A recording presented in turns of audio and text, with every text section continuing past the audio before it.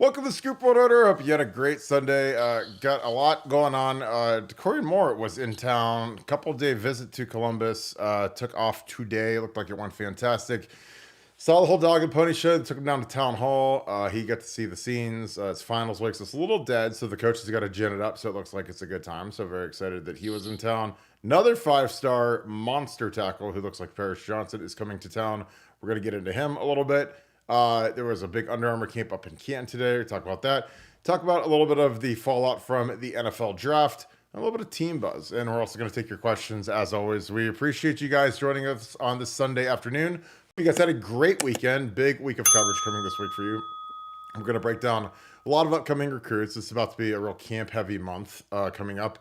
So we're going to get into all that. As always, if you guys enjoy this content, if you could leave us a like, click subscribe. Also, click that little alert bell. Those are all huge for us. We appreciate all that you guys do to support this channel. So thank you for that. If you guys have a question, fire up the super chats. And those go into our Pay It Forward fund. We've had a ton of new members join our site. Thanks to you, first responders. Thank you to the people that help this country run smoothly. We appreciate all that you do. Even if there are some groups that don't recognize how great our law enforcement folks are, our first responders are, we do, and we appreciate you guys so much. So thank you for all that you do. Again, shout out where you guys are watching from. Shout out to my Southern Ohio boys. Shout out to my people in Florida, Texas. I know that a lot of kids are getting out of school right now. Prom is going on. I've seen limos up and down my street for kids that are going to prom. So, as you guys start to travel and take little summer vacations, be safe, enjoy yourselves as always, and keep it tuned in to the Scoop. So we appreciate you guys being with us each and every night. That being said, Nevada, Coran Moore, the kid from Duncanville, who's a absolute monster, was in town, wrapped his visit up, flew back today, business trip. He's committed to LSU. They took him to Town Hall, which is a Buckeye Scoop sponsor. Great scenery, very, very pretty wait staff, great food. Bobby George is a very dear friend of Buckeye Scoop. We appreciate you, Bobby, and that whole staff there. They were one of our first sponsors, so I love Town Hall. I love Mandrake. And the Buckeye Scoop, or the Ohio State football staff, Brian Hartline, Mark Biantoni, Ryan Day, they know where to take these kids to have a good time, get a little bit of atmosphere, get some great food. But I think that, this was a business trip. I mean, you don't come to Columbus during finals week just to take in the Ohio scenery, even though we did have gorgeous weather this weekend. But your thoughts on Coran Moore? Because I think everything went great. And again, Marvin getting drafted Thursday night, 3 overall. I think that says it all. And I think that the fact, and again, I could be corrected. I did not see Brian Hartline in the green room for the first time in a while, because normally in the draft he's there sitting with his wide receiver. I saw Ryan Day, did not see Brian. Thinking Brian might have stayed back in being ready for him to arrive for this unofficial visit. Now again, I could be wrong, but I did not see him in the green room with Marvin. But I think that this was probably more important just to restock Zone 6. But your thoughts on the visit, how it went, what you've heard, and the buzz on this five-star superstar who's got incredible film. Well, this was a business trip. He came in with his mom. This was a trip that he came in, primarily to hear more about, some educational opportunities, some NIL opportunities. Wanted to hear directly from the collective about kind of what his presentation, what his deal would be like at Ohio State. And for Ohio, it's a matter of just getting more comfortable with the staff, more comfortable with the campus, more comfortable with the team. And look, the OSU coach staff feels like this went as well as it could possibly have gone. That DeCorian's giving them all sorts of buying signals. They seem to have met. You generally have an idea when you go to these NIL meetings. It's not like you're in there guessing what these guys need to be happy. They've talked via the representation. They know what the market is for a kid like Coran Moore. The NIL collective stepped up. Ohio State stepped up in a big way. And look, I think they've got a chance to get him. It's hard to say in these days and times with any certainty on recruiting. And that's why, look, the staple of our recruiting business and everything used to be the equal sign. And anymore, you see less and less of those because with NIL, I don't know what an equal sign is anymore in terms of kids. You just never know. Things can change with one phone call, with one offer from somebody else. But the meeting went as well as it possibly could. As you said, it was an unofficial, so it was on DeCorian's dime. And you can say, well, look, Ohio State pays for it one way or another. But the time, man, when you take 2 full days and come up to Ohio State. That is a business trip. And the Coran's about doing business. And Ohio State made a heck of a presentation. They feel like they hit it out of the park. We'll see. I mean, we'll know more in the next 24, 48 hours as kind of the buzz from the visit kind of wears off a little bit and where exactly Ohio State stands. But Ohio State feels like they're in the pole position coming out of this visit. I won't say they feel like they got them, but they feel like everything went as well as it possibly could, and that's certainly good news for this 5-star.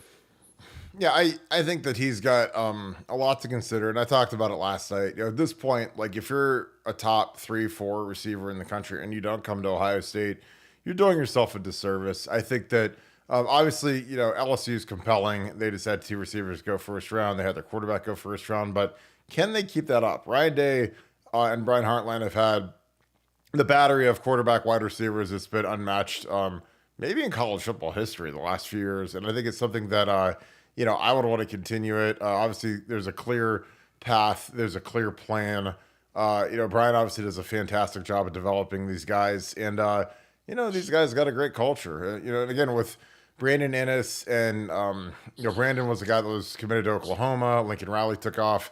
Was rumored to go to Georgia, ends up at Ohio State. He was the guy that wasn't a big Ohio State lean early in his career, but he ended up there. And, these kids that come up here, they love it. And it's competitive. JJ was a guy that was, I think Brian Hartline probably got about 800 gray hairs leading up to JJ finally committing with what Florida State and Miami were pulling. But I think that if you can win that fight for JJ, who's from Miami, you can win a fight for anybody. So I think that it makes sense to go after Coran Moore. And again, your receiver just went 4th in the draft, and how many top 10 receivers have you had in the last few years? I mean, Marvin's the highest drafted guy in school history. So it's a great time for this kid to show up on a Friday when the night before he's surely watching the NFL draft. All these kids watch the draft, especially Thursday. They're all watching the first round. They're all waiting to see who they know, who they've seen, who they idolize, who they want to mimic, who they've met on official visits, and where they go. So, again, there's nothing more compelling than Ohio State's throwing game right now. So I'm excited about this kid. I think he has a huge upside. And, with Brian, I never ever put anything past that kid because Brian has proven that he's the best recruiter, maybe in Ohio State history, other than Urban Meyer, which is crazy. This is the kid that we're going to talk about tonight. Josh Petty is a monster. His film is hilarious. He is not playing great competition. He's out of Georgia, which is somewhat terrifying given that, how good the Georgia Bulldogs are. This kid goes to Fellowship Christian School. It is not great football. He just dominates some of these kids. I'm sure that these kids that he's playing against and his teammates all drive BMWs and Range Rovers and Bentleys to school every day. And he beats the tar out of these kids. I think that they're, it's just, he's just so much bigger than the kids he's going against, but he's really, really athletic. He's really, really tall and angular and lean. He's he's a dream. This is the kind of guy that you want. He's 6'6". He's got long arms. He's exactly what you want at left tackle. I'm sure that this is a great school, which again, I know that sounds stupid, and a lot of you guys can say, Kirk, why do you care where he goes to school? Well, some of these guys, when they're at some of the parochial schools, I think that, obviously the academics are tougher. I think that there's more discipline. Private schools, it's a little bit tougher. And again, I'm not saying that, trust me, I played with some of the best players I ever played with from Glenville in inner city Cleveland. Ted Sr. kept those guys in line, though. Those kids, he was tough on those kids. But not every kid's like that. So some kids, when they get to Ohio State and they get dumped into the structure that Mickey Marotti provides, they shrivel up and die. And then there's some kids that they're like, oh, I love this. Oh, I love a regiment. Oh, I love structure. Mickey had some of the greatest things ever. And one that I used to love, that I used to talk to him about, because I talked to Mickey all the time when I worked for him, because I loved his style of a strength coach. I wish that I would have been a player for him. Just because I loved how tough he was on all the kids. And tough kids, they thrive on tough coaching.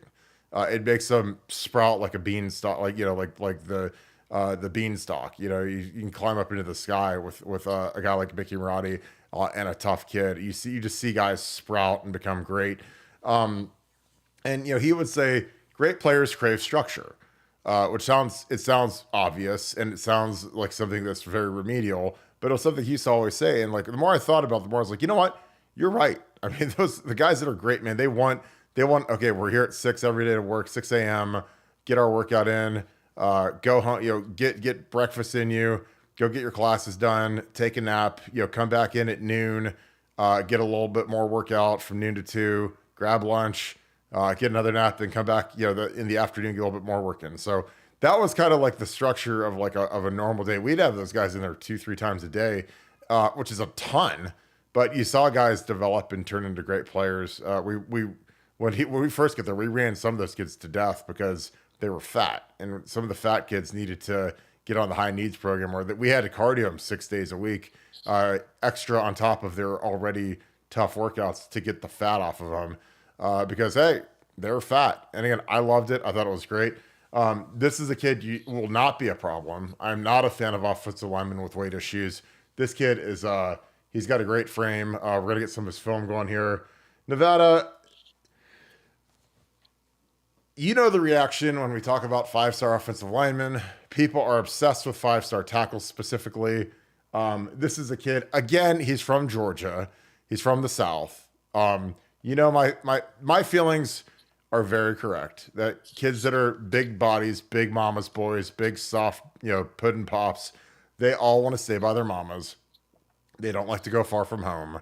With NIL, I think it helps level it a little bit, because if you give a kid a big old check, then all of a sudden mama can fly up every weekend if you're that homesick or whatever.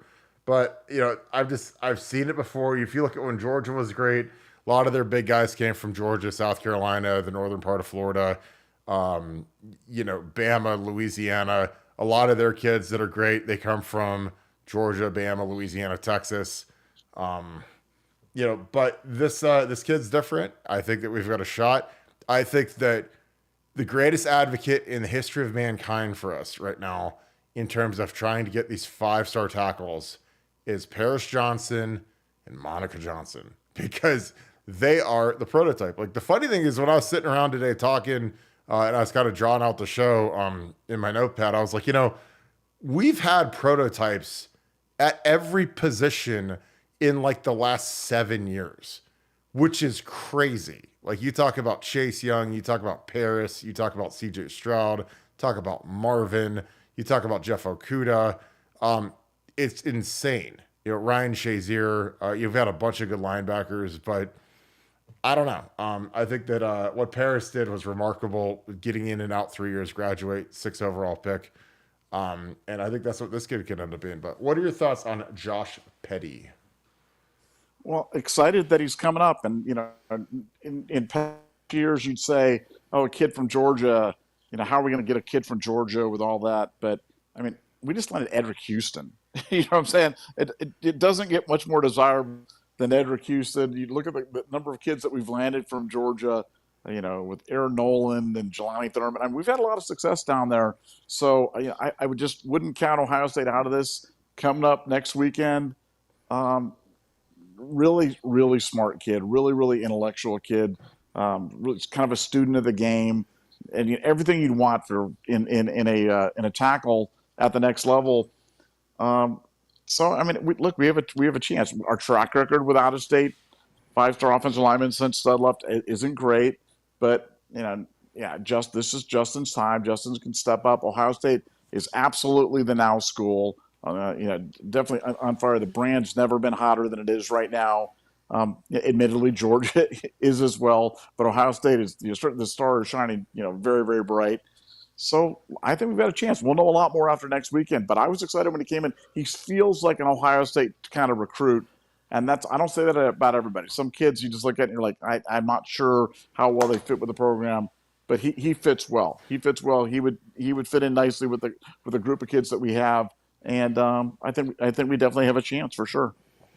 Yeah. And again, here's some of his film. Again, obviously he's playing left tackle. It's where you put your best guy in every level of football. And he just, again, you have to. I watched this film. I was like, oh my god, like this is, this is some neurologist kid playing defensive end here, getting sent to the shadow. I mean, this is like, you got Mark Pantoni here in a 3-point stance versus this kid, and it's like, I mean, it's like The Blind Side, but again, I look at the movement skills because again, this kid can't control who he plays. That's part of when you play high school football. You can go to the camps, you can go to the All-Star games, whatever. But he's a very, very easy mover. And again, I love that he finishes. This is something, what this reminds me of? This reminds me of Taylor Decker. Taylor Decker's film, when I watched it, every play was like this. It was like 6'8" guy, pile drives, little tiny dude. I mean, here, this is literally The Blind Side. This is The Blind Side right here. So I know you guys can't see this. Some of you guys are going to have to get put your readers on to see this one, but he literally puts him into the sideline, like into the down marker. Like, I mean, like, look at this. Again, so he puts Pantoni over here into the trees. Like, I think this is Augusta National over here. He can put a little tree like on Bob Ross over here. But he puts Pantoni over here into the trees. And, but again, I like that he finishes. Like, he doesn't take it easy. Like, this kid does not have giant syndrome. He's not easy on these guys. He's down blocking. I love seeing him run block. Obviously, they'll probably show some snaps of pass proing at some point, but this kid's a monster, man. And I love watching these films because, like I said, he doesn't, he has no niceness to him, despite the fact that he's bigger. And they say pick on guys your own size. Like, he's killing these guys, which is great. Every stop is a pancake, and again, these are legit pancakes. They're not, this isn't. Oh, he got tripped. This is a legitimate pancake. So again, I love this kid's film. I love this kid's frame. Again, he's coming up here, which means Brian Schottenstein, Bill Lewis, the foundation. Get your checkbooks out, boys. Go shake the trees a little bit and stop paying for just skill guys because we need some linemen. So, start paying for some of these guys because this is the kind of guy that wins a national championship for us. And this is the guy that can start early at left tackle for us. Like, again, he's got a lot of ability. But again, you're not going to see a lot of snaps of him pass pro because this guy probably wouldn't give up a sack in 20 years. Here he just kind of traps the guy. This might be the first pass pro snap that we've seen. Obviously, it's October with the breast cancer stuff on. Yeah, but he traps the guy. And again, this was DeJuan's favorite move. Is guys that come in with the bull rush and he just slap his hands down and the guy he'd be eating the little turf pellets up off the ground right here. But again, I love this kid's film. Obviously, here he is shutting down a guy. And again, I don't know who this guy is. This guy's probably not going to Georgia. He's probably not going to Ohio State or Clemson, but he's a light mover. He's relaxed. And again, this is one of the times where, and I used to tell Troy this, and I didn't tell this to Troy, and Troy knew this too. But the pocket is right here. The tackles have to get the width. The centers and the guards have to get the depth. So, when a quarterback is here, and this is where the pocket is right here. If this quarterback runs over here and my defensive end sacks him, that's not my fault. And that shouldn't be on my stat sheet as a sack. Now, if this guy gets around me or through me or bull rushes over me and gets to the quarterback, that is a sack. But as soon as he leaves the pocket, that's his fault. So here, this again, if you're scoring this is probably a pressure because right here, he's a little too far back. But then the quarterback, when he starts getting some rabbit in his blood and he starts running, then all of a sudden, this guy gets a little bit of pressure on the quarterback. And again, if this guy was better, there's a shot where he could close that and get a sack. But as soon as he leaves the pocket like this, like I tell my tackle, hey, if he wants to do that, he's on his own. It's like if you're in the safari riding around in the car and then all of a sudden there's a bunch of lions and you jump out of the car and you run over and try to pet them, they eat you, then that's not the safari driver's fault. I just be like, hey, that guy obviously wanted to die, so it's all good. I hope you got life insurance on him. But, that kind of is what it is. But this kid's film is great. We'll have this on our YouTube if you guys want to watch it some more. But again, he's a mauling run blocker. And like I said, he gets out of his stance with a lot of snap and a lot of explosion. And when this kid gets with Mickey Murati, oh my God, will it be fun? Because he's a kid that I'm sure I'm sure he does what's prescribed. I'm sure that he has a trainer. I'm sure that he has someone. But like, let's be real. Like when you're out of school, like, and again, I would, he's being a big sweetheart here, which I can't stand. I would never help a guy up off the field. I don't care how nice you are, but I'm sure that like this guy probably wanted to like, you know, do something cute in front of the cheerleaders. So I don't know. I don't know if they have girls at the school, but I'm just telling you, man. I love this kid's film. I watched it earlier. I was excited to share it with you guys. Nevada, what jumps out about the tape here? Because again, there's a lot. I mean, Josh Petty is a kid that, I don't know who's better than him in the country. I'm sure that there's somebody, but this kid for his frame and his movement. Again, I haven't talked to the kid. I don't know the kid. I don't interview recruits, but I can't imagine that there's going to be, just based on his disposition when he's on the field and how hard he plays and how he finishes guys. I can't imagine what he would do that I wouldn't like. But what are your thoughts on it? Well, look, I can tell you the thing that I look for in a player like this, especially offensive lineman, because it's so hard to tell, level of competition, where he's, where his health is, where the training's at, everything. I just look at movement. I look at athleticism and movement. It's the same thing I do when I'm evaluating UFC fighters or MMA gambling or anything else that we do. We're looking at who's the better mover, who's the better athlete, who's got the better spring. And this guy's an easy mover. I mean, it reminds me of Jimmy Simmons a lot in that way, in terms of kind of that athleticism, kind of the way he moves. And I mean, to me, that tells me all about that. You've got the raw materials there. You've got the size, you've got the athleticism, you've got the finish. To me, that's 80% of the game. Now, you would know a heck of a lot more about offensive linemen and evaluating offensive linemen than me, but that's what I look at. I look at, because when a guy looks stiff, when a guy looks like he doesn't have good bend, he can't really move around, to me, that's generally problematic, because when you get up in the college level, everybody's an A-plus athlete. Every defensive end you play is a bender. Somebody can get around you fast, and if you're not athletic enough, if you don't have enough just natural fluidity to your movement, then you're going to get burned. And he's got it all in abundance, and so that's why I think he'd be a good fit at Ohio State, and I hope we get him. Well, I just think that movement, in modern college football is just so different now compared to when I played, which was not long ago. But it's like the game is so pass oriented now compared to what it used to be, that you have to be able to pass protect. You have to be able to move your feet. You have to be able to keep your quarterback upright.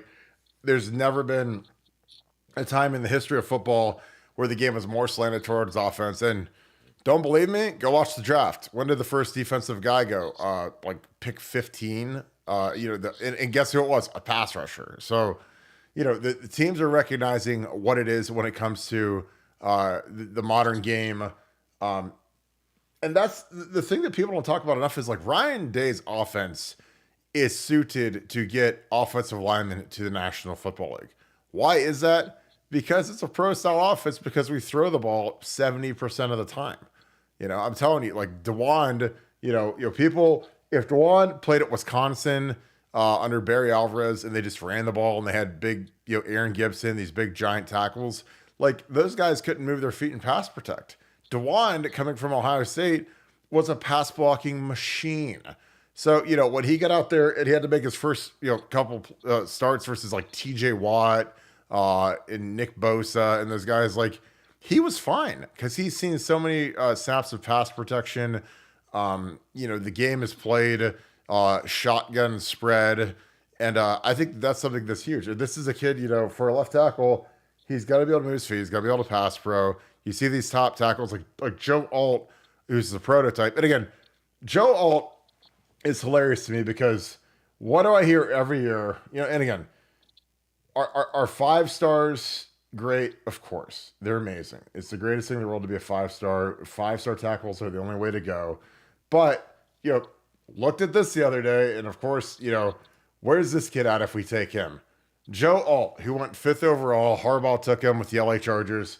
3-star kid from Findlay, Minnesota, Totino Grace High School.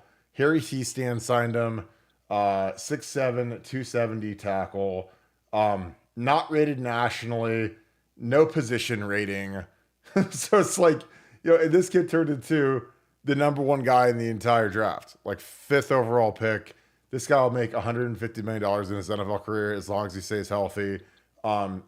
Dominated versus us the last 2 years. I mean, this kid is a great tackle. His dad played the league. I mean, I don't know how he was this lowly rated when he was coming out of a program where, his dad was an NFL guy. But again, when you play in Minnesota, I think that you get docked some points because people don't see you as much. Like, they don't see you as much as when you're in Georgia or Texas or Florida because I'm not sure if Minnesota has spring football, but even if they do, like, are the writer's going to cover it the way they cover the Southern states? Probably not.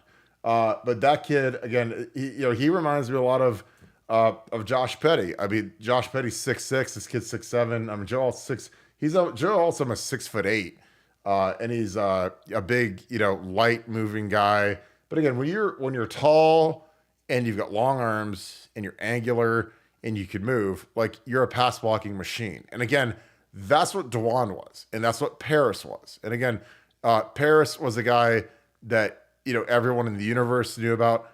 DeJuan, Stud does not get enough credit for taking DeJuan Jones. DeJuan was a big basketball player.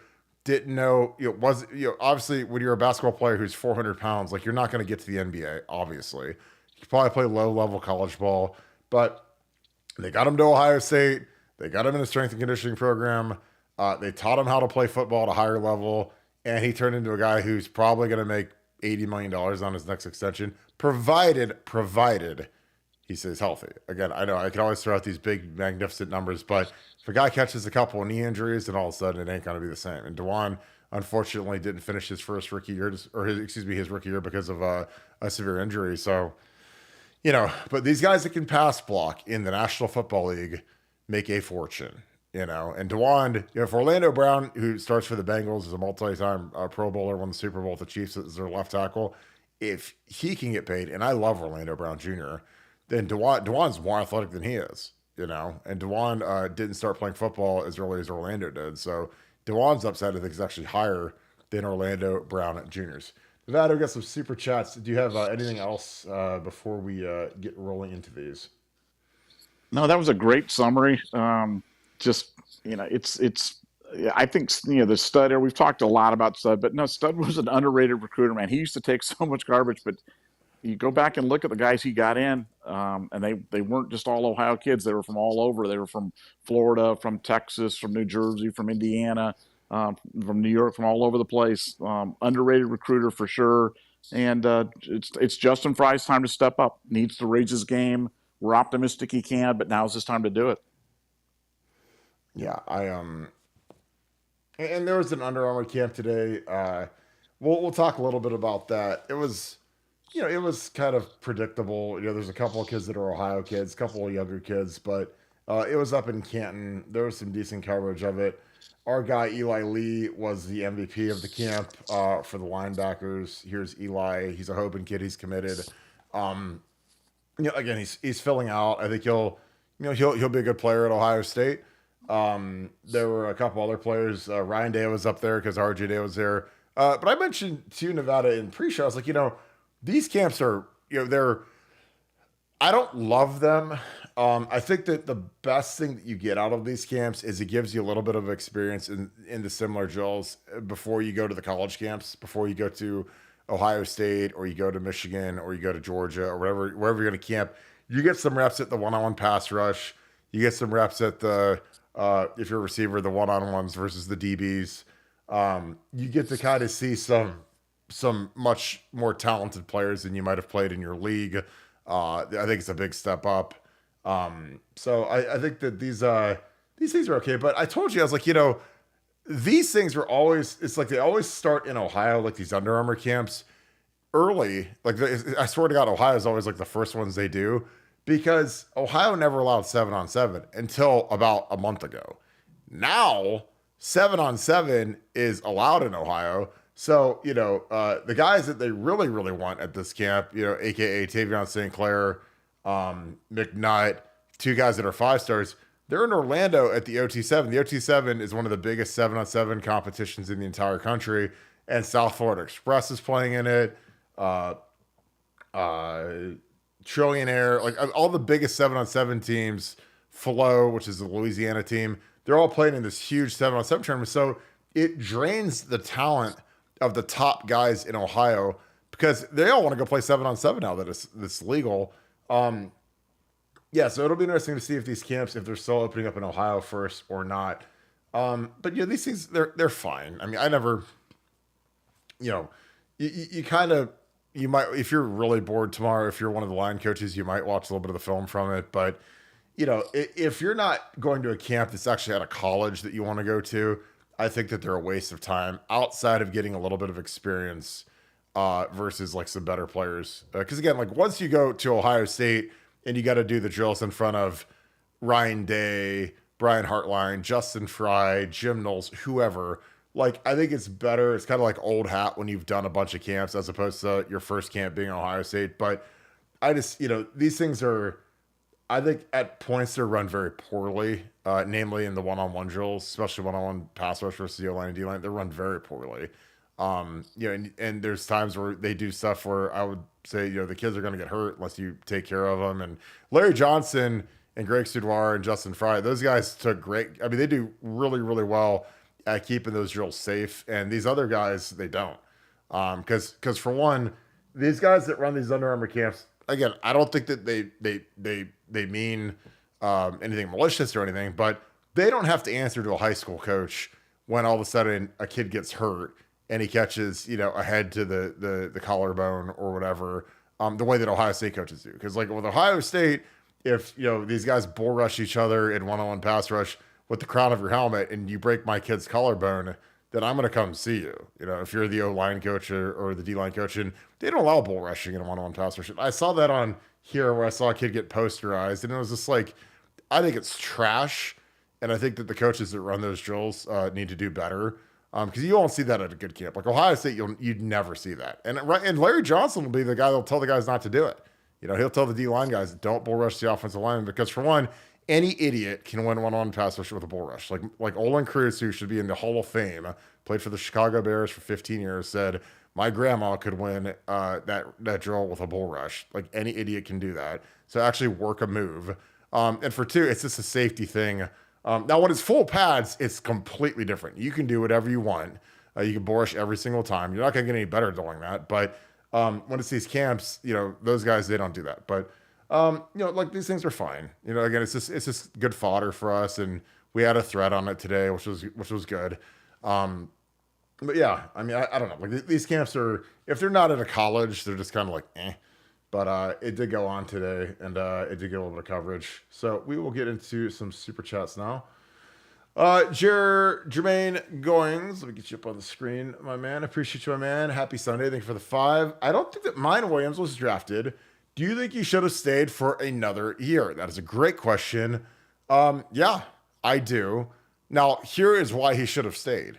Because he could have made some money. He could have made a little, I'm sure that he would have gotten probably a 6-figure NIL deal to stay, probably be the third head of the running back troika. Now, again, he's not anywhere near, obviously, again, this isn't me being a hater. He's not in the same universe as Trey Henderson.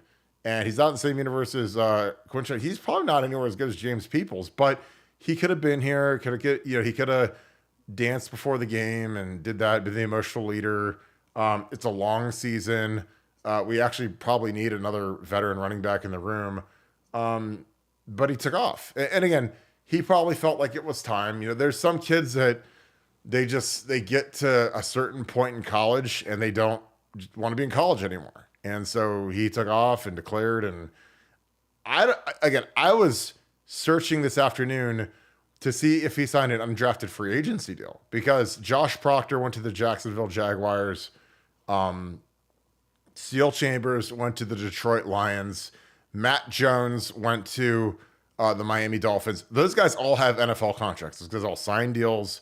They're 3-year deals, entry-level deals. They probably got $10,000 to sign the contract. So you're not getting you're getting pinto beans at that point. But Mayan did not get a deal for anything. So I would imagine Mayan is going to have to go try out at mini camps. A lot of teams over the next 2 weeks will have rookie mini camps. It's like a 3-day camp, like Friday, Saturday, Sunday. And that is the end of the line for a lot of guys' careers. Like when I went to the Chicago Bears in '08 as a rookie, we had like 10 guys in our draft class because we had a bunch of 7th round picks. Then we had like 10 or 15 guys who were undrafted free agents. And then we had like 50 guys that were in this camp that were guys that did not have contracts, that were rookie mini camp tryout guys. And those guys are like, it's like those 3 days are the end of the line. Like they have no, and a lot of those guys never play football again after this next weekend. So Mayan is in that boat. Like he's at death's door right now in terms of his career. And again, I'm not being morbid. I know the game about the NFL.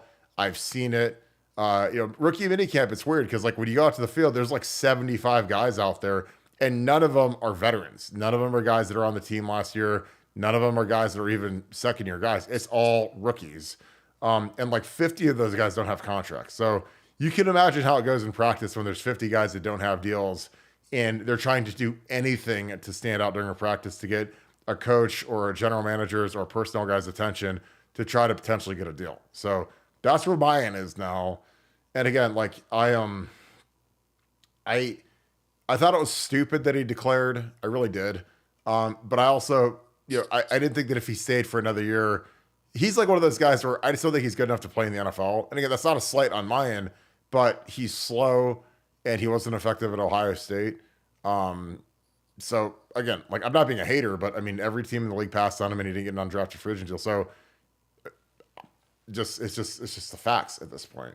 But could he have stayed here for another year? I mean, I would have, because he probably would have made about $100,000 in NIL money, which is way more than he's going to make right now, unless he gets a good job. So, Nevada, your thoughts on Mayan getting drafted? Jermaine asks, do you think he should have stayed another year? Yeah, that's one of those classic, would he improve? Will he be a same player 12 months from now than he wouldn't? Probably would be, but you make the great point with NIL now, the way things are going. You have to look hard at staying in college. So I'm not saying college is a better economic decision. For him, he clearly felt like he wanted to move on. His best, slot this year for Ohio State was as maybe a short yardage back or goal line back, third back. But, again, in a 16, 17 game season, do you need a third back? I'd say you do. So he probably made a mistake in terms of going. But, I wish him, I loved mine when he was healthy, he was rolling here. I thought he was effective, but clearly he's got some limitations at the next level. But I wish him well. I wish he would have stayed, but I understand why he left. Well, like my thing is like, I don't know. Again, I don't know what some of these kids are thinking when they declare. Because like for me, if I'm Mayan, I come back for one more year because there's a section of Ohio State fan base that will love you forever when you are thinking about going and you come back. And then what happens if they win the national championship this year? What happens if they beat Michigan? They get their first pair of gold pants in 4 years or whatever, since 19. And you could have been a part of that. It's kind of like the what ifs. Like my thing was like, because I got a 3rd round grade when I did the NFL draft thing in 06 after the Michigan game, the 1-2 game, I got a 3rd round grade. And I was just like, and my line coach said, if you have a great year, you can go late first, which obviously that didn't come true because I had a way better year and I went 7th. So it is what it is. But, I just wasn't sure if I was ready. And I was like, one more year of working and maturity and being all as great as I can be. Don't leave anything to chance. Cause like once you get to the league, man, it's brutal, and I think that the problem with Mayan is like his deficiencies are just his talent. Like he's not fast. He's not productive. And this year he would have been, like a 3rd or 4th guy. So like, I don't know how you carve out a role for a guy when cause like, with Quinchon showing up, it's like, and even James Peoples, like, again, this is not the bag on Mayan Williams hour, but the kid, if I was him, I would have tried to stick just to, win over Buckeye Nation and try to win a natty and just be sure. But, because the other thing with Mayan is like, he's coming off a severe injury where he didn't get to run. He didn't get to run at the combine. Yeah, he didn't get to play in an All-Star game. Mine, if he would have stayed for another year, he might have gotten invited to like the East-West Shrine game. He's probably not good enough for the Senior Bowl. And he could have maybe showed out. Really, like if someone could have gone back to Mayan, if I worked in the Woody Hayes and Mayan Williams was to walk around the hallways, I'd say, Mayan, here's the deal. Learn how to cover a kickoff. Learn how to be on punt. Learn how to be a great special teamer. Because if you don't play in the National Football League, like you're not a very good running back. But if you add utility to if you can block and you can play special teams like a demon and you can be a short yardage guy, then there's a place for you. I mean, you guys, the Tolbert, the kid that used to play for the Chargers, big fat guy, he played in the league for like 10 years because he was physical. He played on special teams and he was a nightmare to tackle. And I was like, and again, Mayan isn't that fat, but I'm just saying, like, there's guys that if there's a will, there's a way. And I'd have been like, Mayan, dude, you got to learn how to cover kicks, man. I said that to Boom Heron. Boom looked at me funny. And I'm like, dude, trust me. Like, you're not Adrian Peterson. You're not that guy. So, if you want to stick in the league, and Boom ended up being a 6th-round pick, stuck in the league for a couple of years, had to play special teams. He's like, man, you're right. First day of training camp, I'm on first team kickoff. Glad I learned how to cover a kick. Because you got to remember, Boom was suspended for like 5 games leading in that 2011 season. So, I was like, well, Boom, while you're suspended, since you don't have to play in the games on Saturday, you might as well learn how to cover a kickoff. Might as well learn how to do punt. Get on the scout teams, dude. Like, just learn how to do it. Because when you go to camp and you're in the league, like, if you don't know how to do it, they're just going to cut you. And they're going to go get one of the 700 running backs that are out on the street right now that would give anything to cover a kickoff in the NFL. They'll give them your job because that's kind of how it goes. So, yeah, I think mine should have stayed. And again, I think he should have stayed to be a part of a team that could win a national championship, a team that's going to beat Michigan this year. Frankly, the NIL money, again, like college is amazing now because these kids don't have to live like a destitute lifestyle anymore. Like these kids live a great lifestyle, and I don't know if you're buying, dude. Like your star will never have been brighter than it was when you're at Ohio State. Ryan Barrett, thank you for the 5 preachers, man. I am transferring to Ohio State in the fall. Can't wait to be able to come to the Scoop meetups. Well, congratulations, that is a great decision. I'm not sure where you're leaving, but Ohio State is a fantastic spot. Again, it is it's home to me, 2 degrees, got a tree. Obviously, love it there. So I'm excited for you, Ryan. Nevada, Ryan is transferring to Ohio State in the fall, so I'm assuming he'll be going to football games. Can't wait to come to the Scoop meetup. Any words of wisdom for Ryan as he transfers to Ohio State? And maybe since we don't go to Ohio State, but like for his age, being a college kid, we've all been college kids. What are some words of wisdom from the great Nevadabuck on handling Ohio State? There you go. Yeah, just really savor every moment because it goes fast for sure. And going to a place like Ohio State is, I mean, what a blessing and what a great opportunity. That's like the ultimate college experience. And if you go to any of the Scoop meetups, which is very exciting as well, just make sure that your hands are really dry when you shake hands with Mr. Barton because he sweats like a sumo wrestler out there. And just bring like towelettes or something like that when you're done, because I've had some people, people have reached out to me via DMs, via Google messaging after the last meetup, and they're like, man, Barton was sweating so badly at this thing. You better hydrate this guy. And I feel like we ought to have to offer a disclaimer to everybody that goes to one of these things from now on. So, and look, you look like you got some sun this weekend there too. Were you in the pool? Were you swimming with the kids?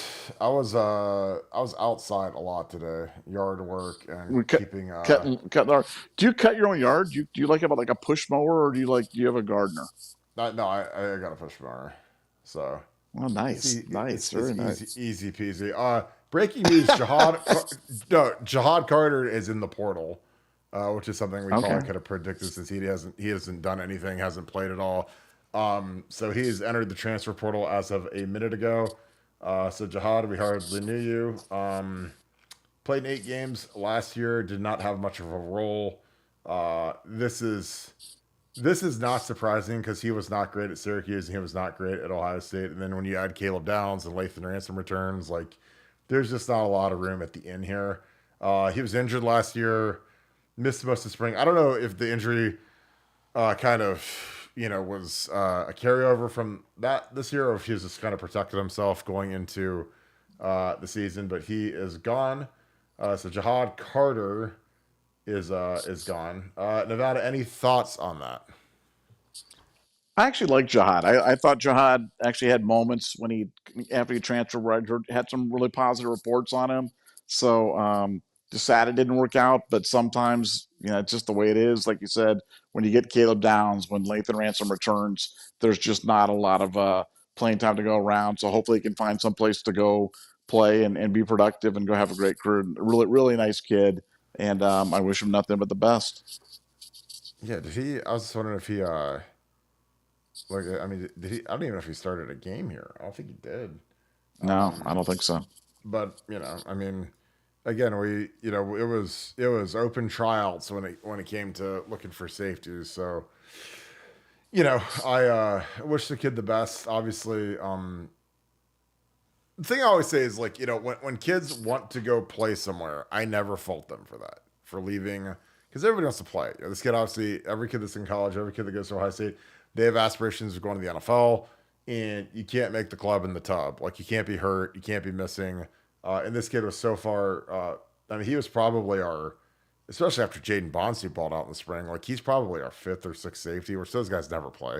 So when you look at your top notch guys being Caleb Downs, Lathan Ransom, and then your next crew is Jihad Carter, Jaden Bonsu. Like it's funny, we lose a guy that we were kind of excited about last year because he was a guy that played at Syracuse, started at Syracuse, and he doesn't even dent our top four, which is crazy. He might even be in our top six. So you know, God bless him.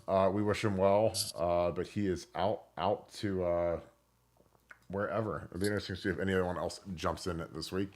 The team is on about a 3 week break right now where there's no organized workouts for 3 weeks, which I've never heard of that. I think they might have had 2.5 weeks last year, but like that's insane that these guys have three. I never had 3 weeks off in my life at Ohio State. So I hope these guys are running, especially, the guys that are smart are going to be running every day, cardioing.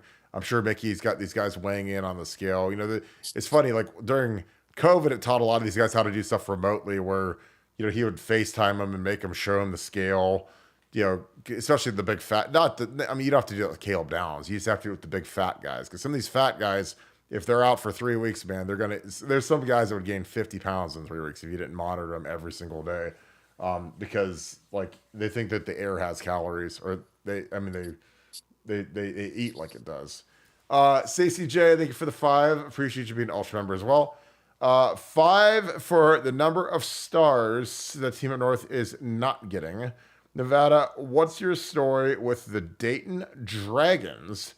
My daughter is doing a summer internship with them. Nevada OH. Oh, I owe.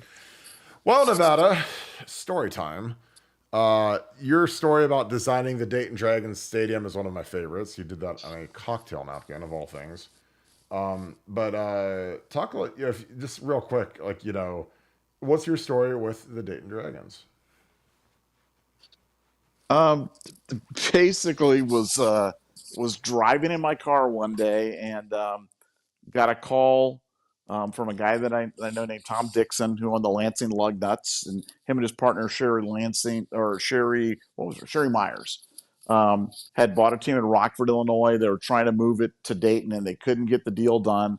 And he called me, and he's like, "Would you be interested in trying to take a run and trying to make a deal to move minor league baseball to Dayton, Ohio? There's lots of issues because you've got the territory there with Montgomery County and the Reds, and Marge Schott was the owner, and there's just all sorts of challenges and problems, and getting the stadium built, and um, just decided to take a swing at it, and we pulled it off. We pulled it off, and lots of credit go to Mike Turner and all, the mayor of Dayton at the time, and all the people that were in the government there. And when we first started the project, there just wasn't a whole heck of a lot going on in downtown Dayton, and now I go over there, and it's amazing. And the staff, Eric Deutsch and and Bob Murphy and everybody there just did an unbelievable job. And I think they're in the midst still of a 20-year sellout streak, which when you think about that's just impossible. It's the longest sellout streak in the history of all professional sports. Like coming up 2,000 games or something like that, some crazy statistic like that. And I think it's the best run organization in all of minor league baseball for sure, maybe in all of baseball. And just was it was a great project to be involved with, and a lot of fun doing. And I have fond memories of Dayton, and hope to be back soon. Yeah, it's crazy how successful it's been. And downtown Dayton I mean, it's underrated. There's a lot of nice stuff down there. Nice microbreweries. I mean, they make it like a destination, and the sellout streak's the longest in the history of pro sports, I believe. So Yeah. it's insane. They've sold out every game since their inception, which I mean, single A baseball, man. I mean, it's all about marketing, promotions, supporting the community. Like, I mean, it's not about going to see Derek Jeter and A Rod and Greg Maddux and superstars. You're going to see, you're going out for a good time because you're not going to know who the players are going to be because they get called up, they get sent, they get sent down to I don't even know what's below single A independent leagues, I guess, but you got to do it for the experience because you can't say, "Ooh, we got this new superstar," and come watch us because you don't know who your players are from week to week, basically. Uh, Dave Mathis, thanks for being also member for the Deuce. Thoughts on the Oregon spring game in Nevada OH? I oh I didn't watch it. I mean, I don't know. It's a spring game. I mean, I'm sure Dylan Gabriel looked fine. Oregon's going to be very good. That'll be the hardest team we play all year. It's going to be at their place. It'll be an inferno when we go there. I did not watch the spring game. Didn't even know it went on. I'm assuming it went probably yesterday. But I'll take a look at it and I'll have a report back for you tomorrow. I would guess and bet every dime I've ever made in my life that Nevada, you've not watched the Oregon spring game because spring games, like, it's hard to watch Ohio State spring game, and we cover Ohio State for a living. Like, Ohio State is like a living, breathing entity to us, and that one's hard to watch. So watching other teams is almost impossible for me. But are you different, Nevada? actually watched highlights because Funky Buck was pulling up the highlights because he's a big Oregon. Morgan might be his second favorite team, so he was showing me his stuff. No, Gabriel didn't look great. Um, I don't think Oregon's just. I've been really on the Oregon train. I think Oregon's going to be really good, but they're not as good as Ohio State. They're just not. Ohio State is just dripping with talent. Oregon lost a lot. Oregon replaced a lot, but I think they're just a notch below Ohio State. And as tough as I know that game's going to be, we should be able to handle those guys. We have too much for them all over the field, and I think we're going to be a real problem for them. Yeah, I agree. And our defense and running game are going to carry us in that game. So the thing that'll be the difference in that game, running the quarterback on the road. It is a game changer. Remy's bracelet. Thank you for the 5. Serious question here. Whew, I don't know how serious this is. This is kind of hilarious. Who are you taking right now, Nevada, for the 2024 Ohio State football team? I mean, this is a very, very funny question. Are you taking J.J. Smith or Marvin Harrison Jr.? I mean, come on. Come on. Well, just for one season. For the 2024 season, that's how the question Well, is stated. Obviously, so obviously yeah, I mean, your answer obviously changes if it's 2024 season yeah, or going yeah, forward. yeah. Although it's closer than you might think, but definitely Marvin Harrison. But I like the field stretching ability that JJ brings to the offense. I don't know if we've had a real take the top off the defense kind of guy in a bit. And that's not saying that we don't have fast guys or we don't have great wide receivers, but JJ's just got that Julio Jones kind of Marmaduke, just throw me the ball anywhere on the field kind of thing, and I'll go up and get it. Um, and I like that. But yeah, definitely Marvin Harrison, the number 4 pick in the draft. I would take him for the 2024 season, but it's closer than you might think. It's closer than you might think, and that seems like crazy talk. But I'm here to talk crazy, and J.D. Smith is special, but definitely Marvin. Yeah, I mean, it's obviously Marvin. Marvin is went fourth in the draft. Marvin's a proven entity. Again, JJ has all the signs of being a super freak, being incredible, being a freshman phenom, being whatever. But Marvin's already done that, 3 years in a row. So, I mean, Marvin for his senior year would have broken. I mean, he would have put every record in Ohio State history completely out of reach for the receiver room. So, it's got to be Marvin. But I am ultra. I've never been as excited about a freshman in my life as I am JJ. So, yeah, I mean, maybe Maurice, is a different type of excitement because I was, getting recruited by Ohio State and Maurice was a year older than me. But yeah, JJ is just a different cat. So I'm super excited to see him. Obviously, we're way more excited about JJ than we were Marvin from a freshman perspective, just because Marvin was kind of buried, didn't do much until the Rose Bowl. But we saw what that turned into, and he was absolutely incredible. Cade Weston, and thank you for the deuce, Nevada. Cade says he just moved to San Diego. Any recommendations? Nevada, do you know San Diego? I think you vaguely familiar with it. You do? No, I do. Yeah, my daughter lives in San Diego right now. Lives in Pacific Beach. I mean, the Pacific Beach area, the whole gas lamp district. I mean, so much to do. Great place for a young person. Um, you know how proud I am of Manhattan Beach. I always say I wouldn't live anywhere in the world other than Manhattan Beach. Well, my second choice to Manhattan Beach would be San Diego. So yeah, the Del Mar area is unbelievable. Del Mar, Pacific Beach, Gaslamp, all just fantastic for a young person. You'll have so much fun and enjoy yourself because if you can't enjoy yourself in San Diego, then you're really not trying. Gas Lamp District, a great place to make a highlight video, I believe. Yes, sir. Yes. Yes, sir. Yippers. It's so good. It's hard to get them done. The Blues, thank you for the 5. Man, I love that you pop up about every day now. And I know that there's some people in my text chat that do not like that we have Wolverines on the show, but he seems okay. I mean, your favorite logical Wolverine after watching some of the spring games this year. Do you think the toughest game on whose OSU's schedule is in 2024? Who is the toughest game on the schedule? It's Oregon by far, in my opinion, by far. Now Michigan will be good. They'll be very tough. They'll play. The thing about Michigan is they're going to play over their skis because it's going to be a road game. There's going to be a lot of pressure on them. They're going to have good defense, and they're going to be underdogs. So that is like a very toxic mixture for Ryan Day to digest if he doesn't have, his Pepto Bismol ready to go. Because I'm telling you, Michigan is going to come here and they're going to play like their hair is on fire, and our guys better be ready for that because the whole universe, including myself and Nevada, are going to say that you guys are going to smash Michigan, and I think they are going to smash Michigan. But Michigan is still going to come here and they're going to play really hard. But Oregon is more talented. We have to play in Outson, a place that we dodged the COVID year, and I think that they're really good. I think they have the best young coach in football. I think they've got a lot of good momentum as a program. Like if you said, Kirk, take Ohio State out of the equation, what are the programs that you would buy stock in? I'd say Georgia and Oregon.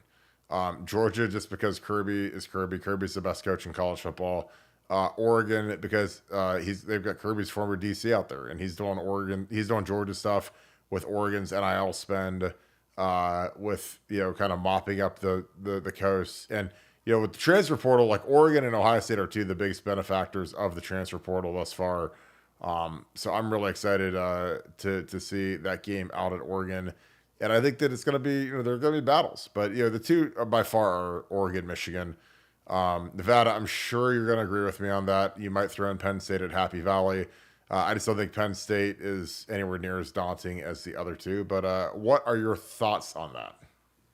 Yeah, I think it's Oregon in the regular season, Oregon in the Big Ten championship game, and then Michigan, and then Penn State. But, look, Michigan in Columbus, you go back 2 years ago, and the second half of the Michigan Ohio State, because we remember that game. We should have been up big time in the first half. We were up moderately, felt like we had that thing under control, moving the ball.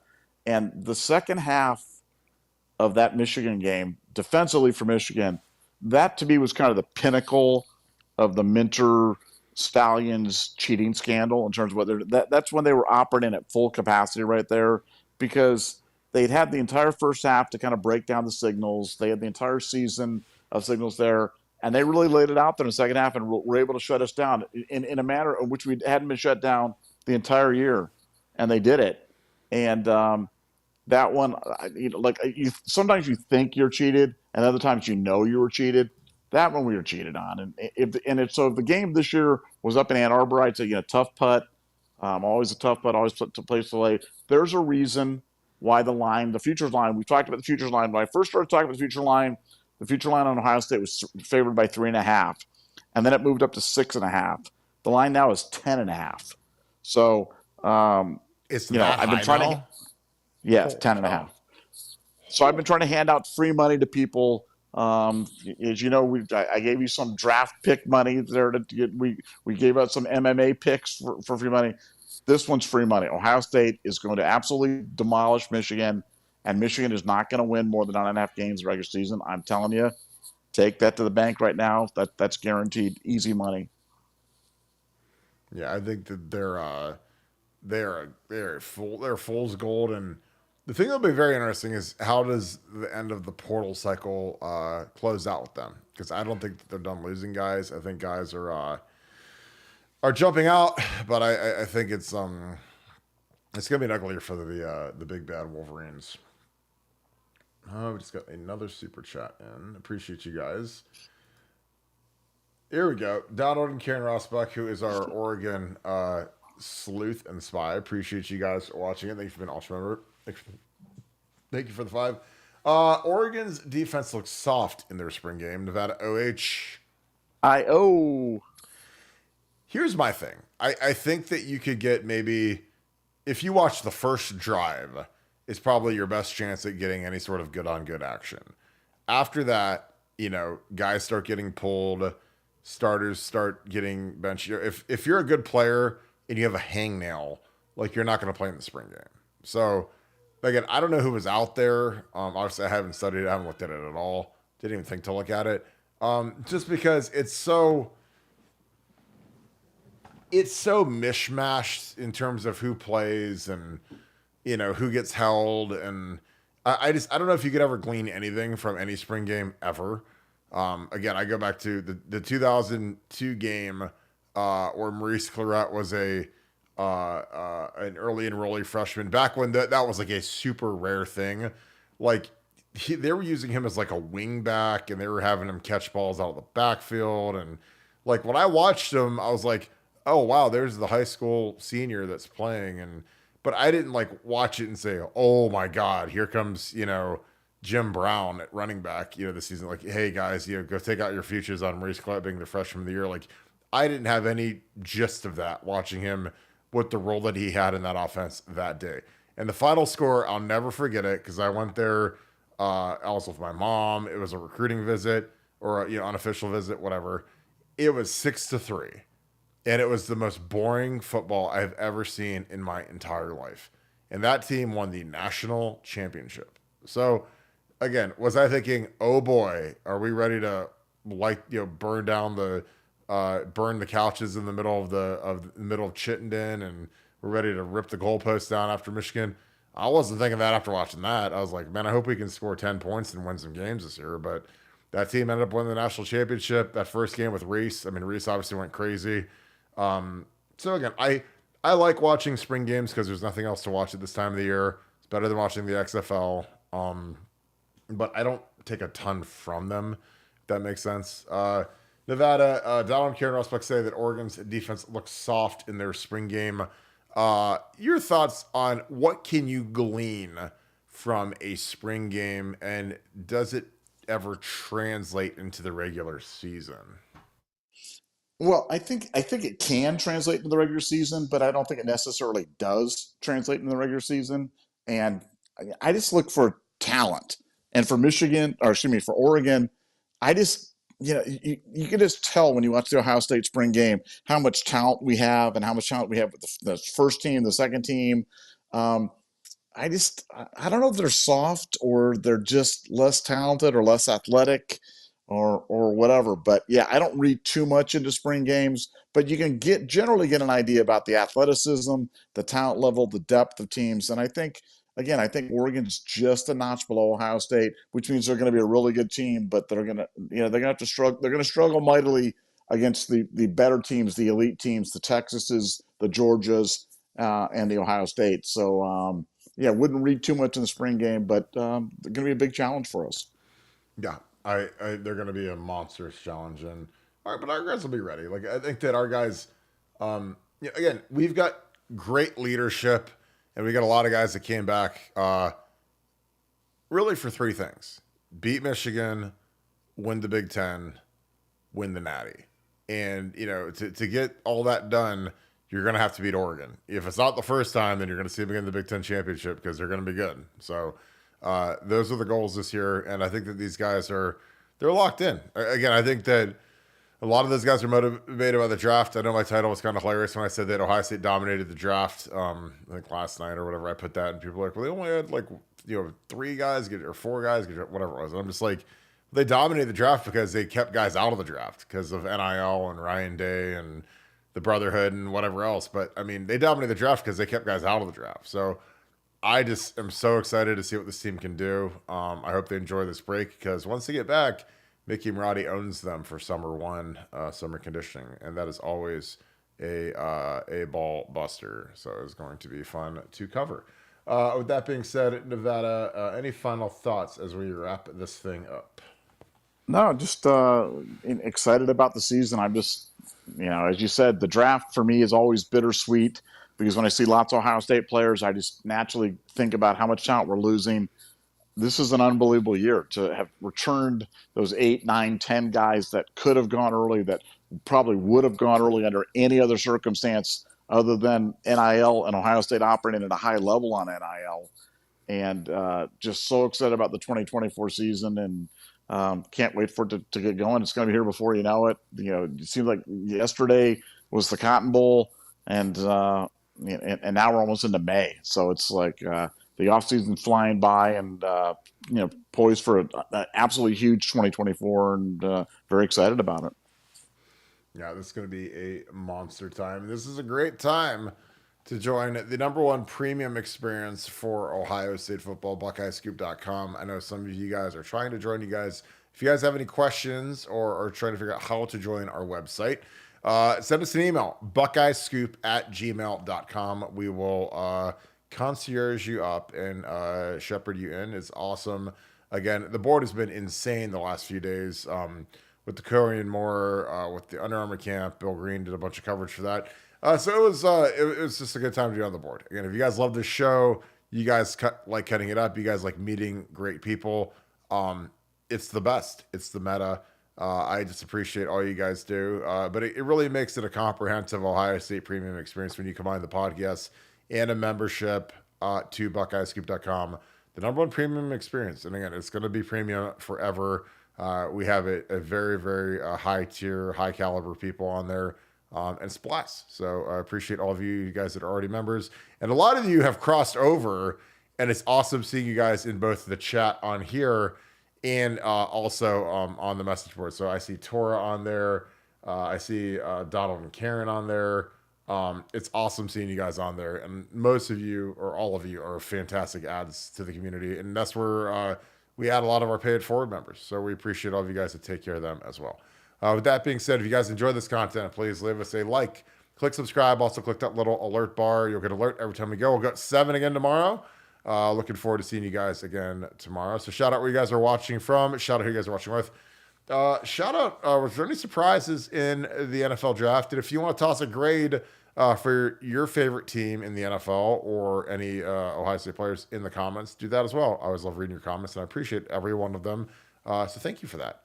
It was great having you guys tonight. We appreciate you guys so much for all that you guys do. It was great to be here. So I really enjoyed kicking it with you guys. So with that being said, thank you so much, Buckeye Nation. Thank you, Scoop family. I will see you guys tomorrow. I hope you guys have a great night. See you guys on BuckeyeScoop.com. Go Bucks.